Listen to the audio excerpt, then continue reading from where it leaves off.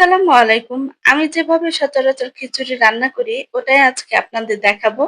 আমি ১ম এ একটা প্যানের মধ্যে তেজপাতা, গরম মসলা, দারচিনি, এরপর পেঁয়াজ, মরিচ দিয়ে এটা ভেজে নেব। তারপর ভালোভাবে যখন ভাজা হয়ে যাবে, আদা বাটা, রসুন বাটা, জিরা বাটা দিয়ে দেব পরিমাণ মতো। বৃষ্টির দিনে খিচুড়ি খেতে কিন্তু একটু বেশি ভালো লাগে। এখানে আমি আরো কিছু মসলা এড করব। হলুদের গুঁড়া, ধনিয়া গুঁড়া, আর হচ্ছে পরিমাণ মতো লবণ। এরপর একটু পানি দিয়ে মসলাটা ভালোভাবে কষিয়ে নেব। যেহেতু আমি মরিচের গুঁড়া দেব না, সেজন্য কাঁচা মরিচটা একটু বেশি করে দিয়ে দিয়েছি। আর এখন আমি এখানে ৩ রকমের ডাল দিয়ে দিব। যার যেরকম পছন্দ সেরকম দিতে পারেন। ১ আইটেম বা ২ আইটেমের ডালও দিতে পারেন। আমি এখানে মসুর ডাল, মুগ ডাল আর হচ্ছে ছোলার ডাল ইউজ করেছি। আমার ডালটা ভালোভাবে কষানো হয়ে গেছে।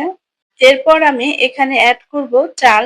যেহেতু ডালটা আমার ভালোভাবে কষানো হয়ে গেছে, অনেকে ডাল চাল একসাথে দিয়ে দেয়। তবে ডাল একটু কষানো বেশি হলে ভালো লাগে।